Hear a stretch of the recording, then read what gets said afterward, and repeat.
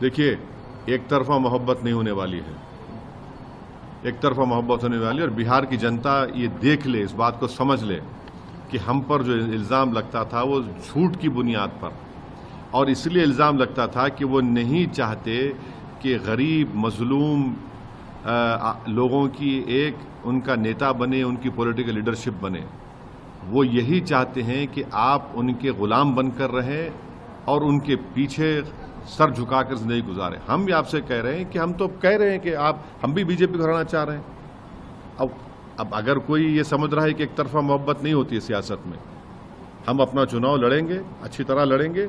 और हमारे अध्यक्ष अख्तर ईमान साहब ने कहा कि हम थर्ड फ्रंट बनाने की कोशिश करें, वो चुनाव तो लड़ेंगे। ये हमारी तरफ से कोशिश थी। अब वो जाने, बिहार की जनता के सामने तो सब बात आ गई है वाज़ेह तौर पर।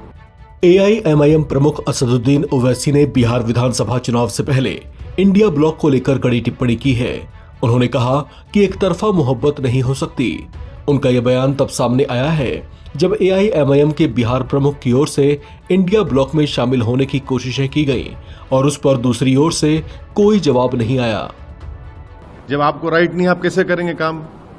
राइट है होम मिनिस्ट्री को, राइट है वो SP बॉर्डर को, फिर उसके बाद MHA के 3 ऑफिसर साइन करना पड़ता, फिर उसके बाद जाता है फॉरेनर्स ट्रिब्यूनल को। आपको राइट ही नहीं है, क्यों कर रहे हैं आप ये? यही तो हमारा बुनियादी क्वेश्चन है।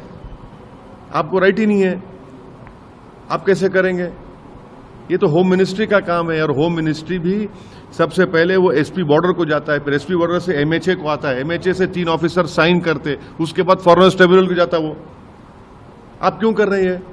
आपको राइट ही नहीं है। इसीलिए तो मैंने कहा था कि ये बैकडोर NRC ना हो जाइए। सोर्सेस क्या सोर्सेस है भाई? और 2019 में पार्लियामेंट में जवाब दे दिया गया था कि ना 2016 में, ना 17 में, ना 19 में कोई फॉरेन नेशनल मिला वोटर लिस्ट में। सिर्फ एक मिला तेलंगाना में, एक मिला वेस्ट बंगाल में, एक मिला गुजरात में। अब बताइए इस पे क्या बोलेंगे? समरी जो रिवीजन हुआ 2025 का, ये खास तौर से सीमांचल का, किशनगंज, पूर्णिया, कटिहार, अररिया का, वहां पर तो किसी का नहीं निकला कि ये सिटीजनशिप नहीं है, डॉक्यूमेंट नहीं है। क्या बताया गया उसमें कि ये उसकी मौत हो गई वोटर की, या शिफ्ट हो गया, या नॉट फाउंड, एब्सेंट है। तो ये इस तरह करके ही आप लोगों में गलत मैसेज दे रहे हैं। और फिर बिहार का इंटेंसिव चुनाव SIR हो रहा है भाई, नवंबर में चुनाव होगा, तो आप क्यों गरीबों को, खासतौर से सीमांचल के लोगों को पावरलेस बनाना चाहते हैं आप? ओवैसी ने कहा कि बिहार की जनता को ये समझना चाहिए कि हमारे खिलाफ जो आरोप लगाए गए थे वे सब झूठे थे। उन्होंने कहा कि इस तरह के आरोप इसलिए लगाए गए थे क्योंकि वे नहीं चाहते कि गरीबों और कमजोर वर्गों का कोई नेता उनका राजनीतिक प्रतिनिधि बने। देखिए, सबसे बड़ी बात तो ये है कि बड़ी अफसोसनाक बात है कि एक कॉन्स्टिट्यूशनल बॉडी खुद ऑन रिकॉर्ड कोई बात नहीं कह रही है, और एक कॉन्स्टिट्यूशनल बॉडी ये रिपोर्ट दे रही नहीं देने वाले सोर्सेज से मालूम हो रहा है। ये कौन है सोर्सेज भाई? तकलीफ हमको इस बात की है कि कॉन्स्टिट्यूशनल बॉडी खुद कह दे इस बात को कि ये जो बोल रहे हैं। दूसरी बात यह है कि ECI को किसने पावर्स दिया डिटरमाइन करने के लिए कोई सिटीजन है या नहीं है। तीसरी बात यह कि मैं सबसे पहली हमारी पार्टी थी जिसने कहा था कि ये जो SIR हो रहा है बिहार में, ये NRC बैकडोर से हो रहा है, वो साबित हो रहा है। ECI को पावर्स नहीं है सिटीजनशिप डिटरमाइन करने का।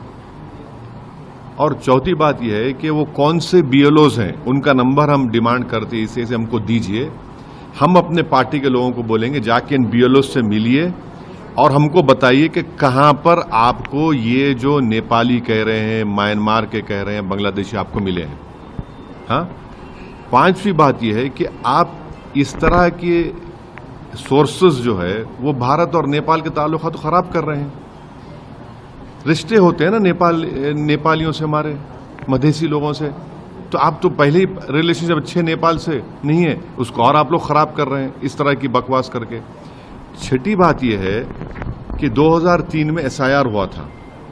हम पूछना चाह रहे हैं इन सोर्सेस से, चलिए ECI से नहीं, इन सोर्सेस से पूछना चाह रहे हैं उस 2003 के SIR में कितने फॉरेन नेशनल निकले बताओ।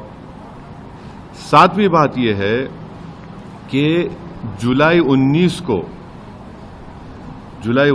2019 में इलेक्शन कमीशन ऑफ इंडिया ने एक जवाब का सवाल दिया जिसको जस्टिस लॉ मिनिस्टर ने पार्लियामेंट में दिया, और उन्होंने क्या कहा 19 जुलाई 2019 को कि ना 2016 में, ना 2017 में, ना 2019 में कोई फॉरेन नेशनल नहीं निकला, सिर्फ 3 निकले हैं, एक तेलंगाना से, एक वेस्ट बंगाल से, गुजरात से। तो ये सोर्सेस बेशरम है, मैं कह रहा हूं, बेशरम है ये लोग। और 8वीं बात यह है कि किशनगंज, अरारिया, पूर्णिया, कटिहार 2025 में समरी रिवीजन हुआ है। अब समरी रिवीजन में वहां पर नाम जिसके नहीं आए, किसके नहीं आए कि उसकी मौत हो गई या वो शिफ्ट हो गया या फिर वोटर नहीं मिला। समरी रिवीजन में कोई ये बात नहीं आई कि सिटीजनशिप का मामला आया या डॉक्यूमेंट अनअवेलेबल था। तो ये क्यों इस तरह करके एक कॉन्स्टिट्यूशनल बॉडी के वक़ार में, उनके एहतराम में कमी ला रहे हैं? तो ये सरासर गलत है। हम चाहेंगे कि ईसीआई को खुद ऑन रिकॉर्ड ये बात कहे, ये एम्बेडेड लोग, ये जो चमचे हैं, इनको इस्तेमाल ना करें। आप एक कॉन्स्टिट्यूशनल बॉडी है और हमको बीएलओस का नंबर दें वो, क्योंकि टाइम है हमारे को। हम जाएंगे उन बीएलओस के पास, पूछेंगे बताओ तुमने किस बुनियाद पर कह दिया कि नेपाली है, क्या रिकॉर्ड है तुम्हारे पास। और सुप्रीम कोर्ट ने प्राइमा फेसी कहा कि आप 3 डॉक्यूमेंट्स को देखिए, रेशन कार्ड, आधार कार्ड, तो आपने कह दिया तो उन 3 डॉक्यूमेंट्स को आपको देखना ही है। तो ये इस तरह से करके जो हमको जिस बात का एप्रीहेंशन था कि बैकडोर एनआरसी हो रहा, तो वो साबित कर रहे हैं उसको।